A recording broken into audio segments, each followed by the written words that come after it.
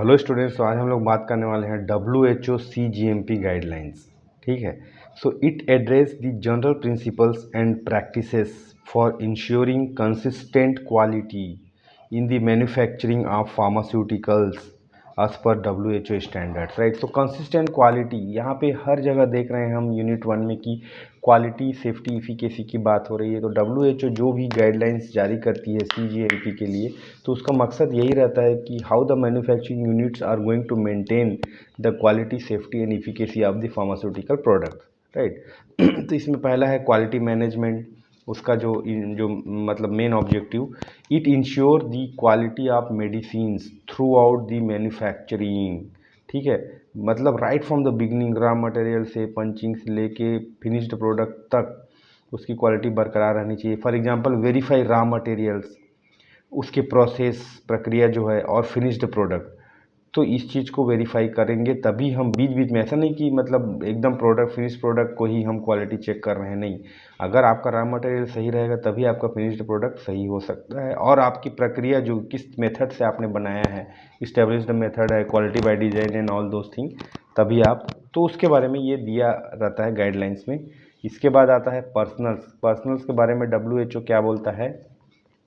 Training in hygiene practice for staff that has to be there. For example, sterile manufacturing area, gowns, gloves, mask to prevent the contamination. So that is also very important.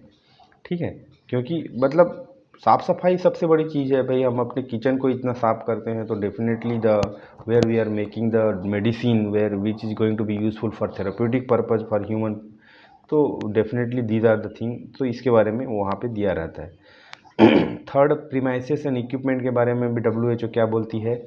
Equipment must be designed to minimise error, contamination, जैसे कि for example temperature, humidity level, ये सब अगर set, क्योंकि ये सब factor जो external factors हैं वो इम्पॉर्टेंट है। बिकॉज इक्विपमेंट में बी सेंसिटिव, दे में बी डिजिटल, दे में बी सो अगर ह्यूमिडिटी रहेगा तो कंटामिनेशन है, obviously it will attract the micro organisms and there may be the contamination, you will never know because you can not see by the naked eye your raw material is contaminated, your equipment is already loaded by the micro organism और some pollutant. तो ये चीज़ हमको check करना पड़ता है, ये दिया हुआ रहता है WHO के गाइडलाइंस में। डॉक्यूमेंटेशन के बारे में ये बोलती है कि all process must be documented. For example, each batch of antibiotic का BMR होना चाहिए, बैच मैन्युफैक्चरिंग रिकॉर्ड होना चाहिए, तभी हम उसको ट्रेस कर पाएंगे इन फ्यूचर। ठीक है। तो ईच प्रोसेस कहाँ से कहाँ गया, रॉ मटेरियल कब आया, कैसे प्रोसेस हुआ, कितना क्वांटिटी में लोड किया गया, how it has been gone for mixing, how what are the quantity of solvent has been used, हर चीज़ का रिकॉर्ड होना चाहिए। Production, all production process must be controlled to prevent deviations.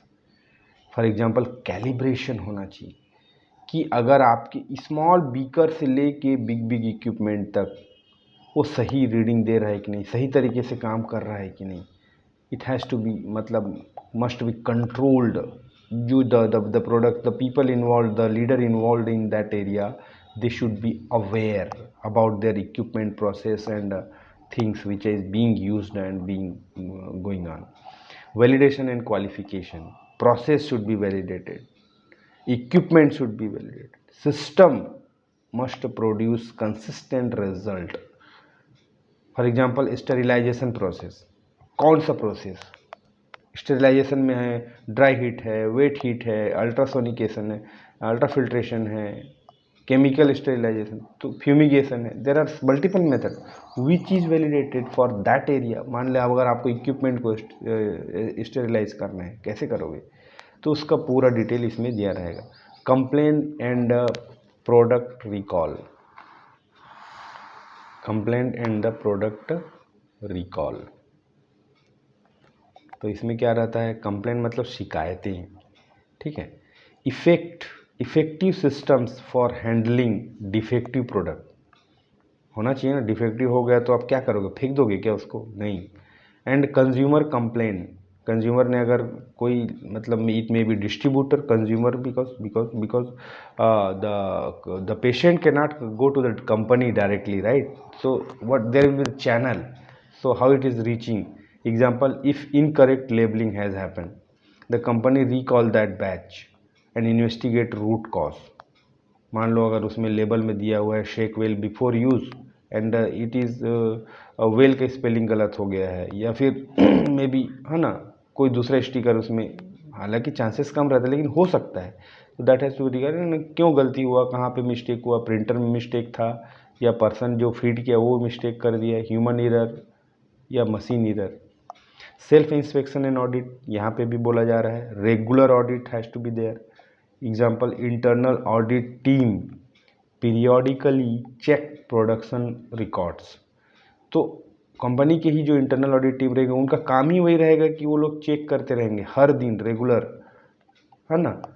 Contract manufacturing, ensuring contractors GMP standard. Distribution, transported and stored under appropriate conditions. Sanitation and hygiene, maintain clean environment, जैसे कि hand wash technique. अब लोगों को हाथ धोना भी नहीं आता था पहले, कोरोना से पहले, तो अभी हमको सीख गए ना, तो वैसा वो इंडस्ट्री में they are following right from the beginning. तो ये है आपका WHO CGMP guidelines.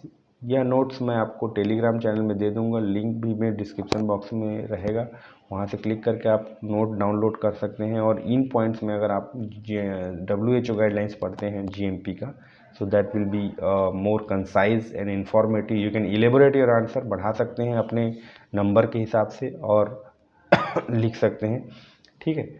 Thank you.